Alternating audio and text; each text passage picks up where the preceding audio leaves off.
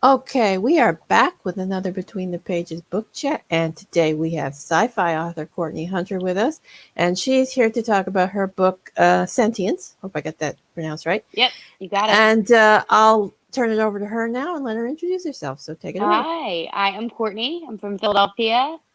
Sentience is my debut science fiction novel that I published this past October. It was a really exciting adventure for me. Interestingly enough, it was inspired by a dance piece that I created. So I'm a lifelong dancer, and dance is really where I feel like I got the skills in storytelling. I mean, in undergrad, I took creative writing courses and things like that, but I feel like dance is really where I learned the importance of like pace, composition, theme, and things like that. So I created my own contemporary dance company, and in the fall of 2017 did a piece for the Philadelphia Fringe Festival that was about the ethics of AI. When I finished, I was like, I'm not done with this world that I've created. So, logically or not so logically, writing felt like the next step. And now it's become a huge part of my life. Um, like I said, I've always enjoyed writing, but never until that time thought it could be a career path or, as important as it is to me today. And to tell you a little bit about Sentience, so it's a science fiction novel. It explores the ethics of AI. It is about a modern day Turing test. So if you're not familiar with the Turing test in super, super high level terms, which people who are familiar would probably think this is like a cringy example, um, but basically, it's where you have humans and AI, and they're in some sort of contained environment, and the humans have to suss out who are the AI and who are the other humans. So that's what takes place in my novel. 24 people go into a contained experiment, and there are four AI, 20 humans, and everybody is tasked with figuring out who's who. And there's all sorts of chaos and romance and adventure baked in. And I feel like my easiest way of describing it is calling it a mix of Westworld meets the Hunger Games for grown-ups. So that's a little bit about me, a little bit about my book. And yeah, Yeah, I like that description of the book, the I feel West. like it I feel like it most accurately captures it. And it's funny, I definitely wrote the book for myself because I am very much someone who grew up with the Hunger Games and the Divergent trilogy, loving those books. And it's like, what does an adult version of that reader read? So that's who I was trying to write for when I wrote Sentience. Okay, so tell us a little bit about the characters. No spoilers, of course, because I've read the blurb, so I know you don't know who the AI are in the book. So but tell us a little bit about the characters. It does seem to have a very large cast of characters. It does. And that was probably one of the hardest parts about writing it. So there are 24 people that go into the experiment. It's a contained experiment. And basically, when they get there, they don't necessarily know what kind of experiment it's going to be. But most of the people who are entering the experiment are coming from some sort of troubled past or situation where they need money, and they're looking to this experiment that has a really high payout to help solve their problems outside of Eden, which is like the contained preserve where the experiment will take place. The protagonist is named Leo. Um, she comes from a violent past. She's from Chicago. Her family, she grew up as a part of a motorcycle club that had some violent tendencies, and she herself had, been in some questionable situations where she acted violently and maybe has a past that she's not so proud of, and gets to the experiment and is really looking at this as an opportunity to kind of like break out of the life. And when she gets to the experiment, she begins to make friends and strikes up relationships with some people inside the experiment who draw attention to themselves, whether they want to or not, and begin to raise suspicion that some of these people may be the AI. And Leo becomes closer and closer to these people, and divides form really quickly. as people say, you know, well, why would this happen if they weren't AI? Like, why would these obstacles and deterrents that are happening within the experiment, which you kind of know of going into it? There's a briefing at the beginning of the book where the experiment controllers explain all of the different obstacles that the characters could encounter, and the participants begin to question why these people that Leo are close with are the ones that are consistently impacted. And that begins to kind of divide the group into a camp of people who believe Leo and some of her friends are AI, and obviously Leo's camp, who, you know, believe that that's not the case and that this is just coincidence, and that some of the people on the other side have it out for her and her friends. So, like I said, divide quickly, and things get violent, and, you know, as resources become scarce, people are willing to go to extremes to figure out who's who so that resources aren't wasted. The AI, even if they're programmed to feel hungry or to need medical attention, like, in theory, they wouldn't actually need it. So why should the real humans give those resources to those people? It's better to just who they are so that it's not something that gets wasted, because they're inside the experiment for a total of 2 weeks. Mm-hmm. And it really is a question of, I mean, it starts to make readers, I think, and what I was trying to do is kind of question, like, how far will you don't know who is or who isn't, like, how far, if you were in that situation, would you go diligently, or, you know, how hard would you work to protect somebody you believe to be human? And if they appeared to be sentient and appeared to have feelings and appeared to, you know, be autonomous, if in fact you found out that they weren't necessarily human, would you still protect them? Like, at what point does consciousness matter for the different characters in the book? If somebody is presenting to be real and to feel pain and to feel emotion, does it even matter if they're technically not human? And all of the characters have to answer this for themselves throughout the experiment and throughout the novel. And it's a really, I really love, like, ethical and moral dilemmas. So it's like packed with that throughout the story. Yeah, it sounds like it also sort of harkens back to some of the more classic sci-fi, like by Asimov and even Blade Runner to a certain extent. Yeah, for sure. I mean, I think it's interesting. I actually draw a lot of my inspiration from film. And there's one specifically, and I've had quite a few people compare it, which is extremely flattering to Asimov. Um, but I found my biggest source of inspiration to be the movie Ex Machina. And it's funny, a lot of, like, what I was reading at the time of writing the book wasn't actually in the science fiction genre, because it was hard for me to read within the same genre that I was writing in, because I found myself really, like, comparing and, like, you know, being hypercritical of my work in a way that wasn't productive. Um, so I really pulled a lot from the movie Ex Machina, and I really feel like, you know, anything, even back to my childhood, anything that I've been really interested in, or that's, like, piqued my curiosity, has been things that explore, like, the future that we're rapidly heading towards, like the ethics of that, the implications of that. I mean, my favorite movie as a little kid, still as an adult, was Jurassic Park. And, you know, one of my favorite books as well. Uh, but yeah, anything like that, I mean, really just has always just held me so captive, and I wanted to, like, do something like that. So definitely it does call back to, yeah, classic sci-fi that pushes that. And I think of one specifically, that I did read while I was writing the book. I read for the first time Fahrenheit 451, and I remember reading.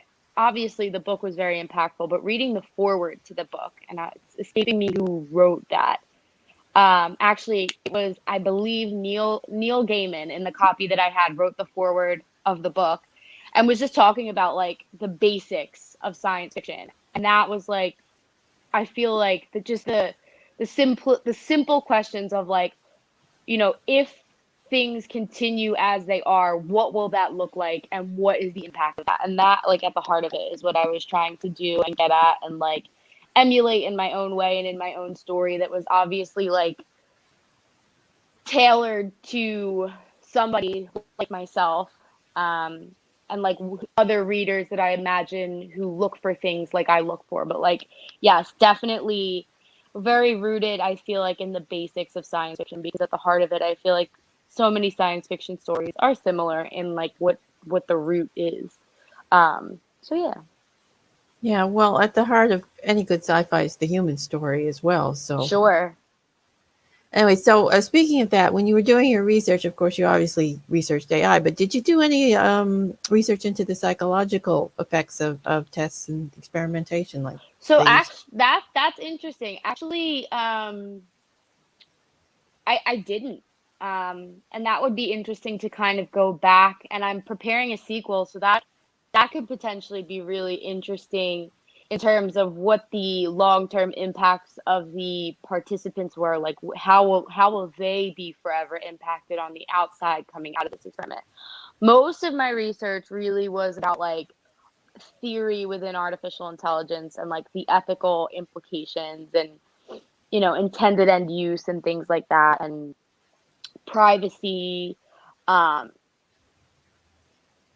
Really, I feel like those were the main concepts that I dove into, specifically things like machine learning. I actually have a friend who works in coding, and I had to have him like break it down for me, like at the most basic level, to then be able to regurgitate it to my readers.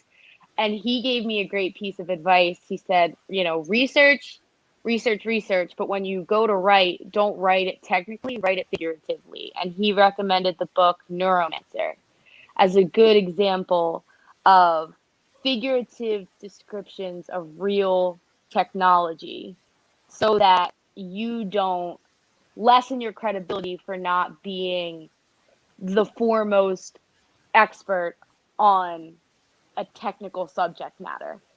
So like I said, a lot of my research really was in machine learning, singularity, kind of like the more base level of artificial intelligence, because I knew a lot of the people that would be reading this would be coming to the book, maybe not necessarily with the most extensive knowledge of artificial intelligence. And I felt like I had to educate readers of like where it already exists in our world today. And what artificial intelligence really boils down to is that it's algorithms, and algorithms are present in our banking systems, in social media, in all sorts of systems that people probably interact with in the workplace. Um, so that was really where more of my research went. But I like your question, because that is definitely going to be a takeaway for me in thinking of the sequel and how I handle the characters, because they will definitely have, I feel like, some emotional impact from what they've been through and just how intense the experiment is in the story. Yeah, there were some past experiments similar to, but not with AI, but similar to psychological, putting people into to a different situation and having them interact. And there were some interesting long-term effects of those studies. So yeah, it might be something to research. Yeah, I've like coincidentally and separate of this, I'm making a connection now, but very interested in like, um and not that this is true crime, but kind of more of like the true crime, occults, that realm of things. And I feel like something that I've listened to quite a few podcasts on is like the Stanford prison experiment, and that's what it's Yeah. calling to mind for me. So that would be interesting to study and to read about and think about what that means for my characters. So I like that. So thank you. Okay, so what was the hardest scene or type of scene for you to write in the book? Ooh. Well, anything with action, which is a lot of my book, because as a dancer, I emote I like I'm very physical with emotion personally. And that's how I think about emoting. So a lot of my scenes really felt like choreography. Um, and that was hard for me because I had to then think, okay, you think this way because everything is so in the body for you. But somebody who doesn't think that way, reading this, is it going to be too much? Is there too much physicality like tagged on the dialogue? Um, so that was definitely hard, I think, to keep a balance for sure. And definitely something I had to be very careful of in my editing process and also in working with my editor because I was so heavy in physical movement. And this character was standing here, and this character was standing here. And here's the whole path of movement from how they got to here to here. Like sometimes you don't need all of that. And there's things that can be left unsaid. So that I would say was challenging for sure. Just realizing like one, how physical my writing was and that it wasn't always needed to be that physical. And then when you're looking at an action scene, I mean, that obviously calls for physicality. So just the balance of that was tough. Okay, so what was your favorite scene or type of scene to write in the book? Mm. I liked all of there's one scene. So my book is 2 parts. And right at the beginning of part 2, there's like a dialogue between two of the people who created the AI. And they're talking about realizing the intended end use for the AI and realizing that they are more human like and more aware and autonomous than they ever expected. And watching them interact with other people in the way that they've been is just so eye opening. And now they're having second thoughts about what they've done.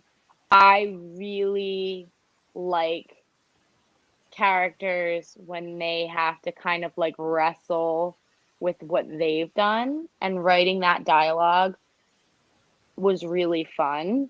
So that was definitely a big thing I loved writing. And then throughout my book, there are journal entries from another scientist. And I really liked writing those because I tried to put myself in that person's place and literally just journal as if I was watching what he was watching as it happened. So those were my most fun because it felt like I got to go into the minds of the characters and think how they would think, or at least think how I would think in those situations. Okay, so what are your characters afraid of?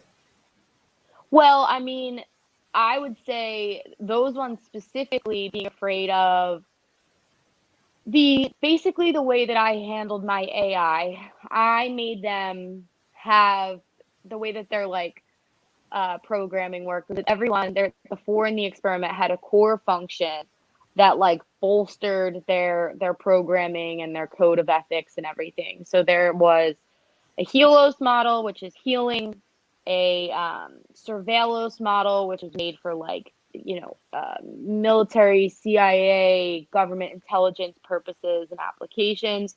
There was a model called a Plezos, which is more of like a commercial application, and then a Coercos, which was my take on like an exclusively military application.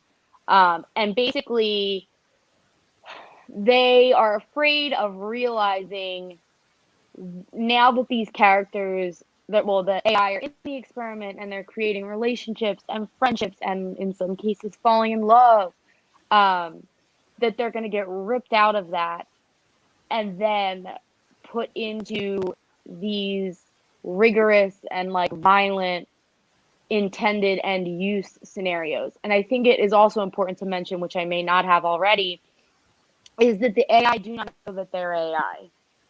They're programmed to be unaware of their nature. So inside the experiment, they're acting as human because they think that they are.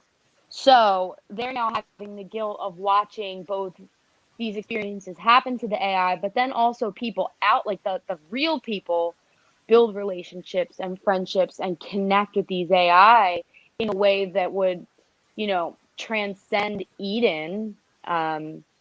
Because it is such like a personal experience. These people get very close very quickly, and that's all going to be ripped apart when the experiment's over. And the AI start to present so convincingly human that the scientists are afraid, like, what have we done? What if they really can feel? What if they really are sentient? What if we are on the way to creating consciousness and we're just going to take that technology and commodify it and sell it and, you know, and treat it that way? And what does that say about the scientists? Like, what does that say about them? I think that's what their fears Well, that's interesting and very philosophical. are. So you obviously write sci-fi, but are there any other genres that you would like to write in at some point? Yes. So I actually, I am taking a break. I have the sequel started. I've been taking a break from it for a little bit because it's very hard for me to write with like a structured outline. And because I already have the first book, I have kind of like a story to pick up on. And I consider myself like a pantser style writer where I just let the story tell me what it is. Um, so it was honestly hard for me to work on the sequel. So I started to write a crime thriller family drama that's set in the town that I grew up in. And I'm really like recently starting to play around with, and I love, stories and film and television that have like that gothic element. And I feel like you see a lot of things that have like Southern Gothic and like Southwestern Gothic elements. And I was like, what is like an Eastern, Northeastern, which is where I'm from, Gothic like? Like, what are those elements? And like, if that's the baseline for my story, and then on top of it, there's this, crime and this thriller storyline and family drama baked in. Um, what does that look like? So that's what I'm working on right now. I think that I'll probably end up finishing that before I finish the sequel for Sentience. Um, so yeah, I am somebody who likes to jump formats of creativity. Like I said, I was a dancer. I podcasted. I write. I've been painting a lot more lately. So I like to not be siloed into any one thing in terms of how I create, and then also genre wise. So that's important to me too. So I feel like that's an important step in the way that like I don't want to put that book out under a pen name or anything like that. I want it to be very clear, even though Sentience was my first book and was very genre specific, that like my work going forward will very likely continue to jump genres. Cool. I write in the various genres myself, so it can be fun. So I think we'll wrap it up here, and I'll let you tell everyone where they can find you and your books. Yes, so Sentience is my first and only book, so you can find it on Amazon. Right now, the Kindle version is 99 cents, and it's also on Kindle Unlimited, so you can get it there. You can find me at my website, which is CourtneyPHunter.com. And then I would also suggest following me on Instagram at Courtney Patricia Hunter. That's where I share the most about my life and my writing and my various creative projects. But other than that, I'm on Twitter at Courtney P. Hunter, and you can find out more about the book on Facebook at Sentience the Book. Okay, And cool. that's And me. I believe I linked the website down in the description for anyone who wants to go check out the book. So Awesome. and I think I'd like to thank you for being here today. It was a lovely chatting with you, and your book sounds fascinating, especially for someone like me who loves sci-fi. And join us next weekend for another couple of authors on Between the Pages. So that's it for now. Bye. Thank you.